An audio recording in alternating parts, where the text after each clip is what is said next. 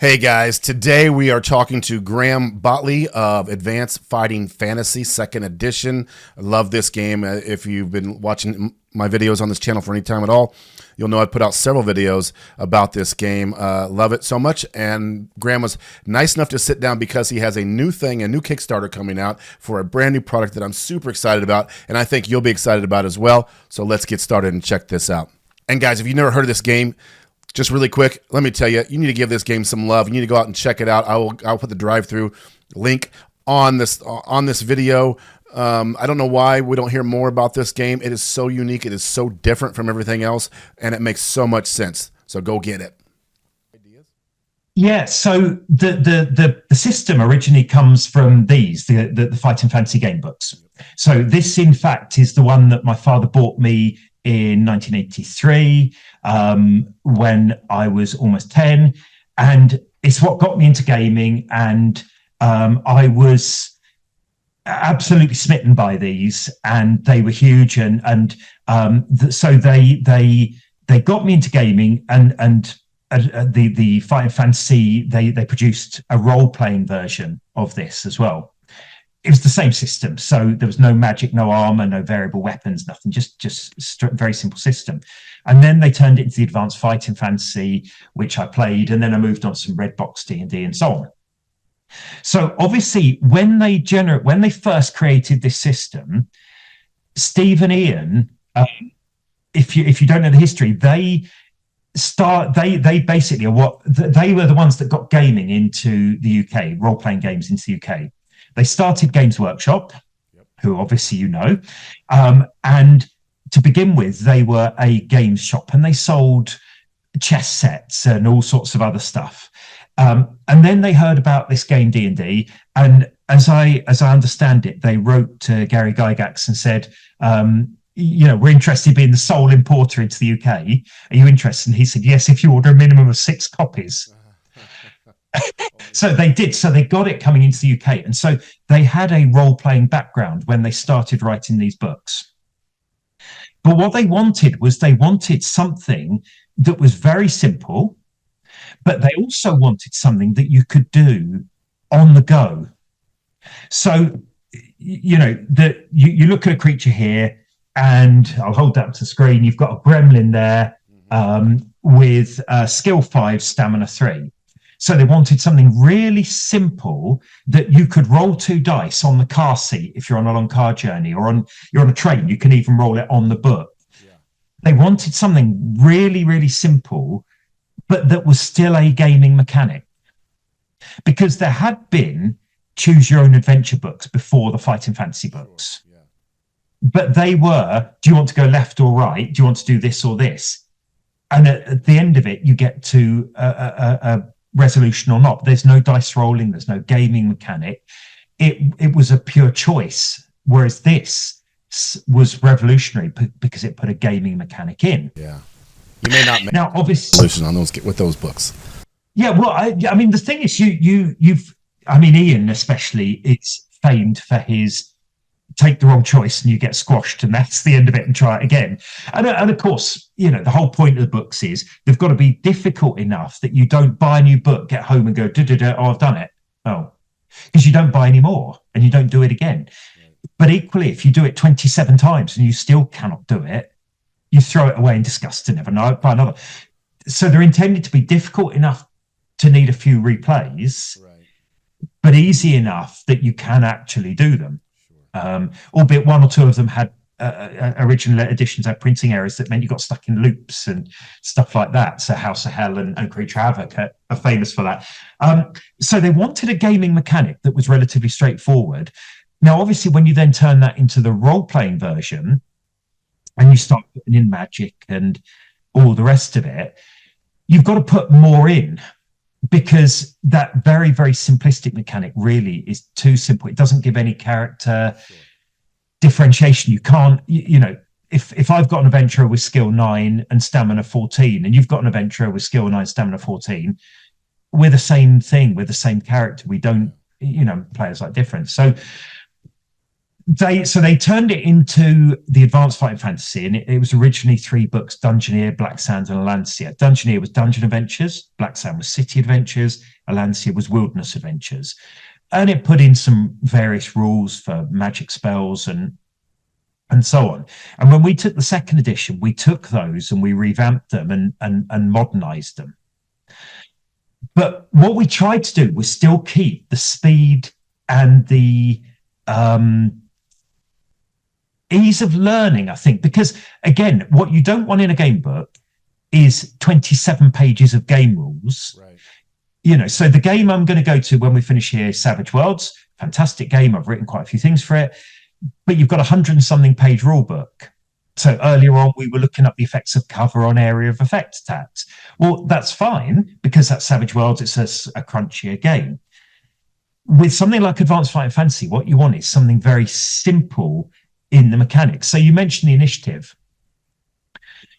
And I think the initiative part of it blows a lot of gamers' minds. So I've run demonstration games at games conventions, and people who are used to, say, a D&D background come along and say, hang on, you know, I've had my go. Doesn't the monster get a go? And you go, no, because you won the combat round. And they're like, so you mean we're on to round 2 now?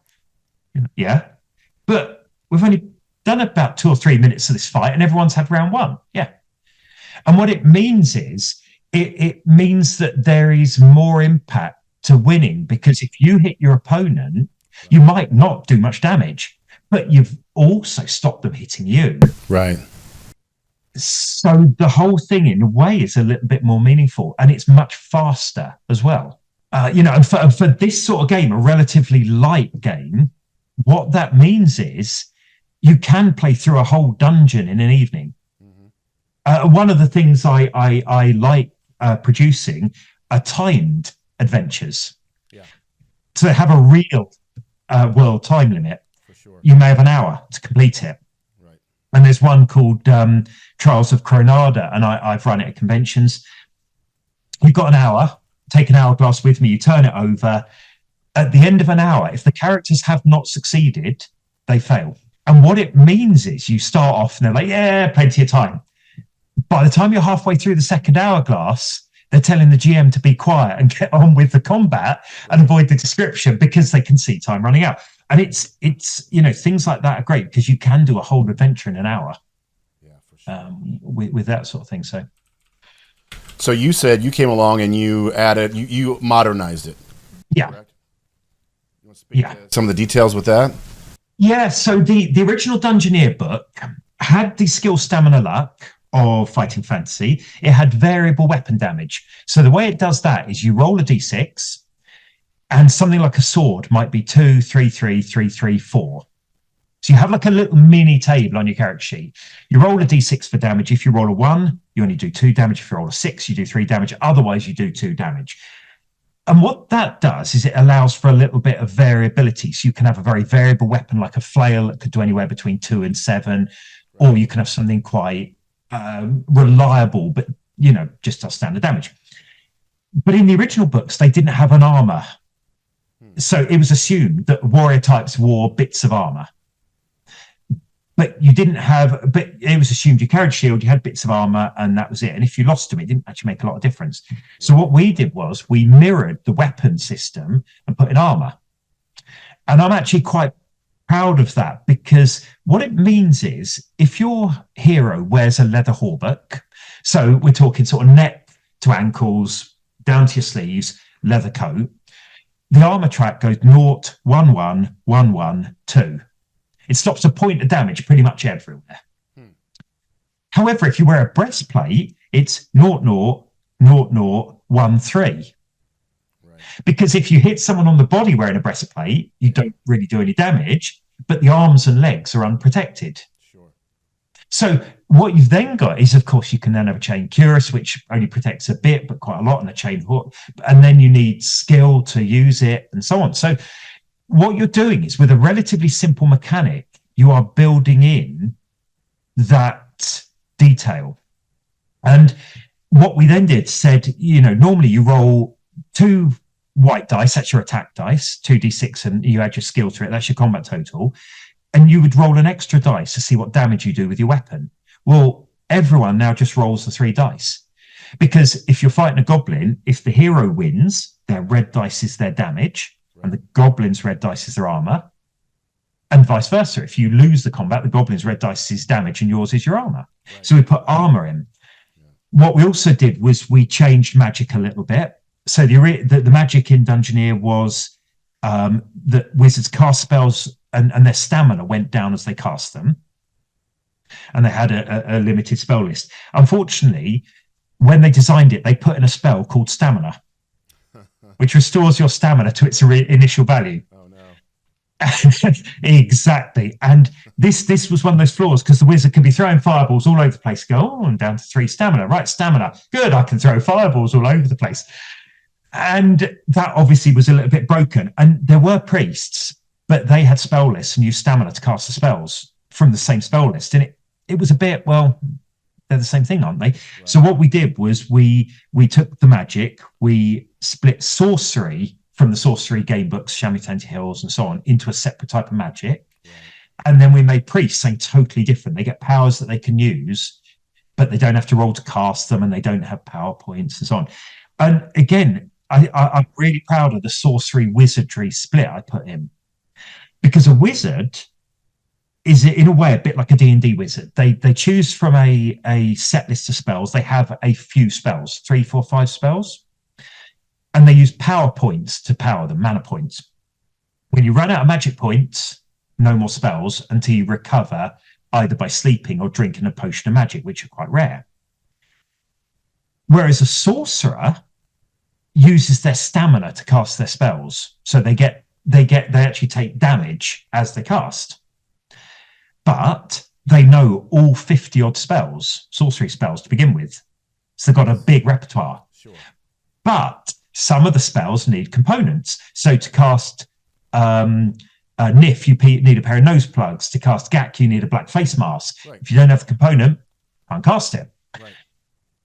But sorcerers can wear armor, whereas wizards can't, which means a sorcerer is actually a bit better in a fight.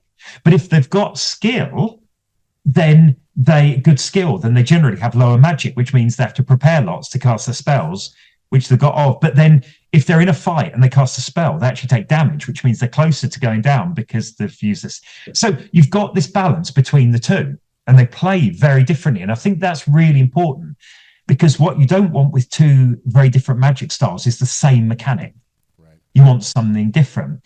And actually, that ties into the third and probably main change we put in, which is character creation. Character creation in the original books was this, same as this. Okay. To generate your skill, you rolled a d6 and added it to 6. Now, of course, the problem there is, if you're playing a game book, it's not a problem, because if you start one playthrough and you've got skill 12, you're going to find it reasonably simple. You start your next playthrough with skill 7, you're going to find it tough.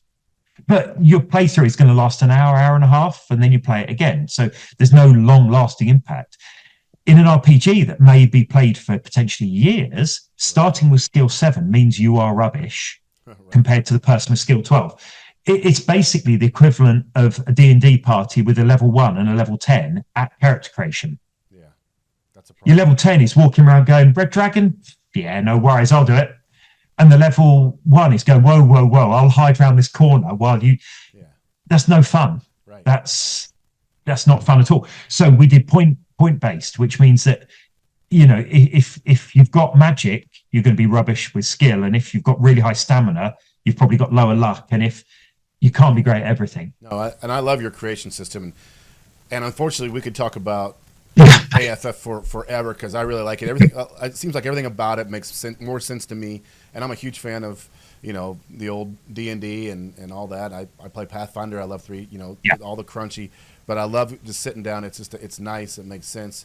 You know, armor is meant to absorb, not to, you know, whether you hit or miss. So just so many things make sense. And like I said, we could talk about it all day, but I only got a few more minutes, and I really wanted to talk to you about your new thing. Yeah. I'm very excited about that. But just to say one thing, you mentioned timers. So before we do that, you mentioned timers. And I wanted to just say Runehammer turned me on to that, the index card RPG guy. And that's Yeah, that's a highly. Yep. I don't think enough people do it. I started doing it, and it really intensifies the game. There is no screwing around. It does. Stuff done, and it's a great mechanic. It is, and especially for demo games, things like conventions or one-off games. You know, we had my group came up for a playtest weekend for the board game, right, about a month or so ago, and to fill in as a bit of a palate cleanser, I ran a time game using AFF, but where they were demons, using the Demons of Doom book. right. And it was a time game for an hour, and they had to get 4 parts of a ripped-up grimoire before they were banished into the nether hells forever, etc. And we played it late at night, you know, up and between about midnight, about 1 a.m. And it was fantastic fun because it gets really frantic. But you know, if you start at 12, you know you're finishing at 1. Right. That's cool. And that was great because we are getting on a bit now and, you know, need a bit of sleep. So the board game. So this actually came out of AFF. It's got the AFF branding, Advanced Fighting Fantasy Dungeons. It came out of AFF because in the original AFF book, there is a method of creating dungeons where you drop dice onto a piece of paper, you draw around them, you join them up, and you get a random room. And initially, some people said, oh, you know, random room, you've got random monsters, but how does that all fit together into a coherent dungeon? I said, but it's fighting fantasy. You look at the game books, you look at Death Trap Dungeon, you look at Islands of the Lizard King, you look at Forest of Doom.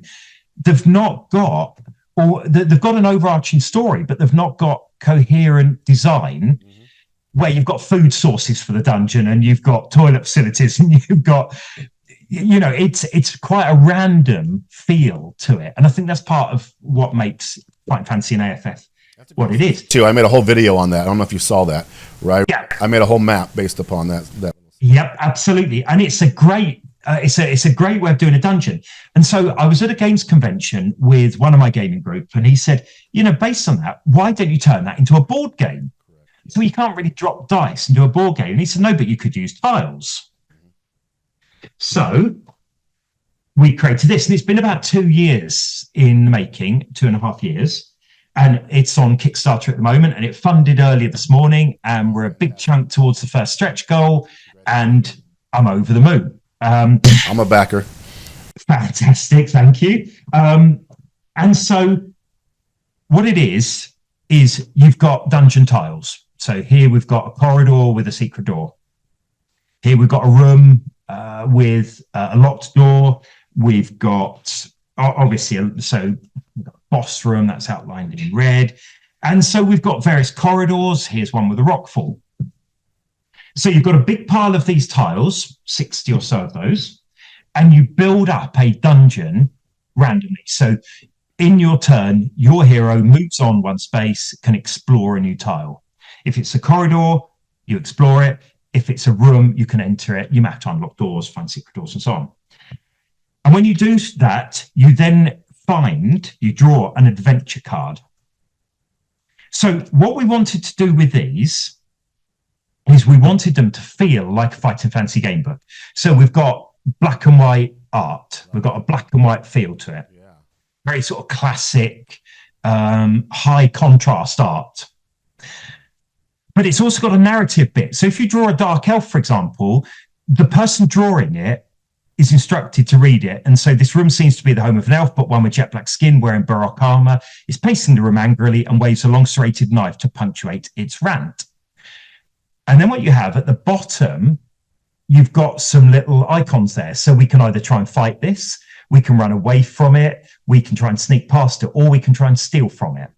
And these, again, mimic the sort of choices you might have had in a game book, because it will say, if you want to fight it, turn to this one. If you want to run away, turn to this one. If you want to try and steal from it, that one. And you make your decision only having looked at that. Then you turn it over.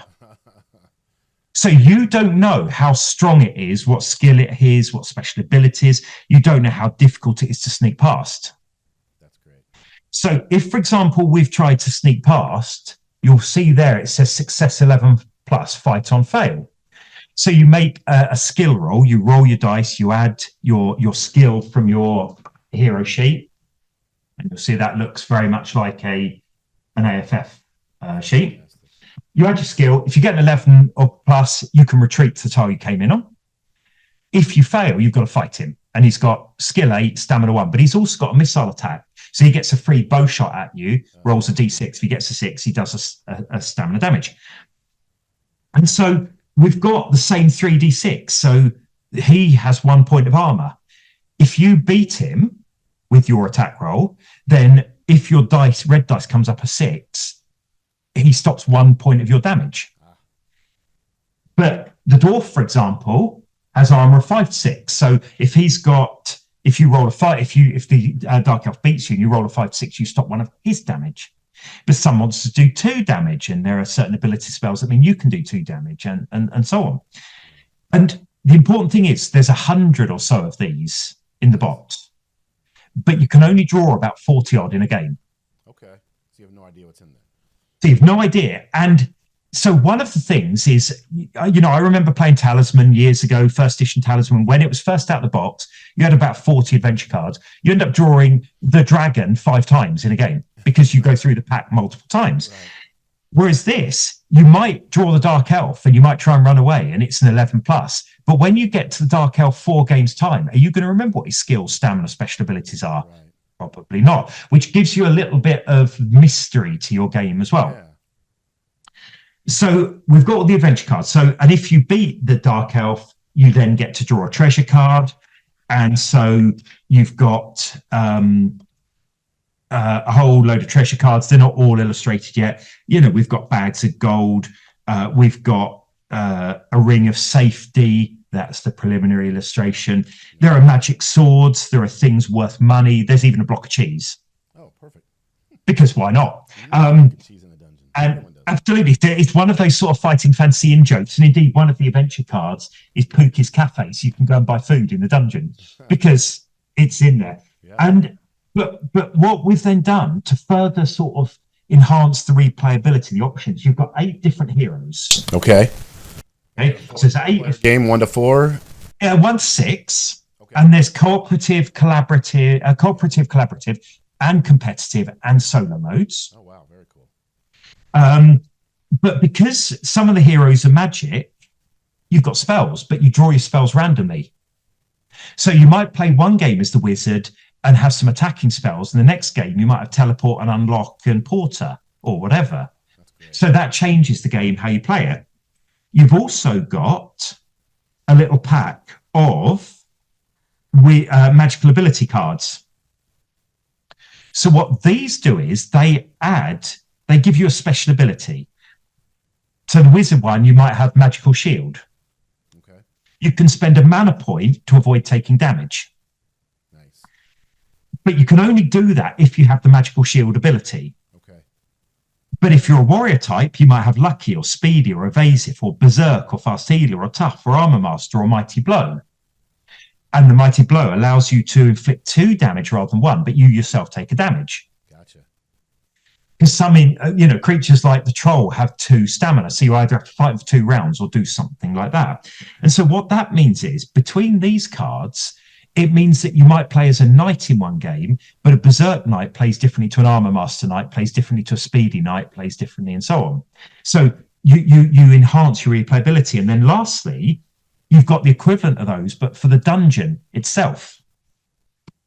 So you might have, for example, a crumbling dungeon. So it's harder to get past rock falls and avoid traps. Or you might have a misty dungeon, which means you get a bonus to sneak and steal. Or you might have a miasma dungeon, which means poison's worse. And what it means is different heroes then have different benefits in different dungeons. So if you play the rogue in the well-lit dungeon, you've got a problem because it's much harder to sneak and steal, but it's easier to run. Nice.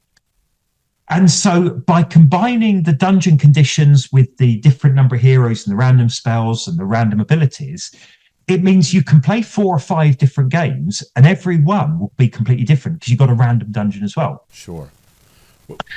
What is is there an objective? Are you so many rooms you're trying to finish? Yep. So at this boss tile is hidden at a certain point, depending on how many players they are, so that it doesn't turn up early. Gotcha. But you're not certain exactly where it's going to be. Yep. And when you get to the boss tile, you then draw, it's in the bottom of the other pack, one of the 2 boss cards. So it's like the Warlock or it's the Warlord. Nice. And the goal for the cooperative and solo games is to defeat the boss. Right. But you've got a 30-turn time track. Okay. That moves on for 30 turns. Wow. And at the end of 30 turns, a bit like the time games I mentioned earlier, if you haven't defeated the boss at the end of 30 turns, you lose the game. There you go. There's your timer. There's your timer. And if you defeat the boss, you win. Now, in a competitive game, it's about how much treasure you collect. Sure. But beating the boss means you get quite a lot of treasure. Nice. That doesn't take up inventory slots. So beating the boss if you beat the boss, you're probably going to win. That's fantastic. But it's quite tough to do. Yeah, I love it. And we went to Fighting Fantasy Fest at the start of last month, and there were hundreds and hundreds of Fighting Fantasy fans there, and we had a little demo table playing it, and indeed on one of the pages I've got a photo of Ian Livingston sat at the table, which is great. But a young lad, maybe about 10 or so, came past with his father, and he'd been reading his father's Fighting Fantasy books, and his father was a fan from years back, and classic story. And I had a chat with him about the books, and he wandered on, and I heard him get to the game table next to me where my friends were running the demo, and he said, we'll stop for 10 minutes. About an hour and 10 minutes later, because it was a hot seat rolling game, right. An hour and 10 minutes later, I hear the young lad shout, "Yes!" and punch the air. So I sort of leant over from the stall and said, "Is it going well?" He said, "We beat the Warlock on the very last action of the very last turn." That's awesome. And all the players are high-five. And that just made me smile inside. Sure. Because that's what the game is for. That's what this is for. It's to have fun. Yeah, as a creator, that's what you want to hear, right? Exactly. And he had brilliant fun. And indeed, it got to about 8:30 that evening, and I had to say to the demo guys, "Look, can we wrap it up, please? Because I've still got a 5-hour drive home with one of them." And it was 8:30, and I'd left home at 3 a.m. that morning, and it was a long day. But can we wrap it up? And no one wanted to finish. Right. So, again, yes, it was a long day. It was tiring, but you can't beat that feeling of seeing people enjoying the game. Yeah. So, are there any plans going forward, or is there now like a leveling mechanic where you played a level 2 or something like that? No, there is an experience mechanic. If you defeat enough stamina worth, you get to choose a little +1 or +2 token that you can apply to skill, stamina, luck. Okay. There's not strictly a campaign mode. Okay. But if this funds, and it has funded, if it does well, we will do an expansion each year. Okay. And the next expansion will be a forest expansion. So Forest of Doom. Right. Forest tiles, forest adventure cards, but some new spell cards, some forest condition cards, some new spells, some new treasures, a new boss, a couple of new heroes, ranger and druid. Sure. And in that forest pack will be a tile that has a dungeon doorway on it. Nice. When we then do a town expansion the following year, like City of Thieves, you will have new mechanics like the watch and law breaking and all the rest of it. And there will be a dungeon doorway in the town, and there will be a town gateway, which will lead out to forests or plains. Yeah. And then we'll do a snow one and a desert one and once we start doing those, we will then incorporate some rules, an experience rule, so that you can keep getting these modifiers and you can keep one treasure from last time and so on and so forth. Right. But then the monsters start getting harder. Yeah. Which means that there then is a credible reason to actually not try and beat up as many monsters you can as early as you can, because actually the more experience you get, the harder later adventures will become. Right. And actually, you might just be better off going around and stealing things. Sure. And working your way through. And, obviously that would require a very big table or floor. But, there is that plan. No, I love it, because that's just one of the things I always think about with games. I love board games, but of course I love Dungeons & Dragons, Advanced Fighting Fantasy. So I want my guy to live on. So the fact that you're going to have a campaign mode makes me, very excited. So that's coming in hopefully next year, and we have got one stretch goal. I've got a couple of stretch goals. One of them is staircases. So adventure cards that have a staircase on, and then you have a matching one. So I don't know if you remember the old game Sorcerer's Cave. You may not have had it in the US. big cards and you laid out a dungeon, and some of them had stairs down and some stairs up, and you ended up having starting level here, level 1 there, level 2 there, level 3 on the landing, level 4 on the dining room table, and you kept moving between them. And we're going to do staircases as an option. That's great. And the thing is, it's options. That's probably what I would finish on. There's lots of options to build this. So we've got a team mode, so it can be 3 versus 3 or 2 versus 2 cool. or whatever. And then we've also got a collapsing dungeon mode. You lay out a dungeon, you start at the outer reaches, and every turn you take off a tile. In turn. So you'll take off tile, I'll take off one, next player take off one. Yeah. You're not allowed to completely cut someone off, but you are allowed to focus them, and they still have to draw dungeon tiles. So you don't want to be hanging around and fighting and so on. That's fun. And all of this is it's not different rules. It's not different. Yeah. It's just options, different ways of playing it. So let me talk to you, my audience. I want all of these options. And so we need all these stretch goals to get hit. Graham, I thank you for your time. I know it's late. I love your game, and I hope we can talk again sometime in the future. Maybe absolutely, anytime. So yeah, I really appreciate you. I appreciate the game, guys. Go out, Kickstarter. I'll share all these links, of course. And yeah, get this thing. It's going to be awesome. I got it. It's a great price for what you get, and I'm pumped. When is this supposed to be completed, or do you not have the? So it finishes 30th of October, the Kickstarter, and then hopefully they'll be in people's hands next spring. Perfect. Well, there you go. Thank you very much. Thank you so much for your time. Yeah, I appreciate your time. Thank you very much. And guys, go out and check it out. And thank you for your time. Peace.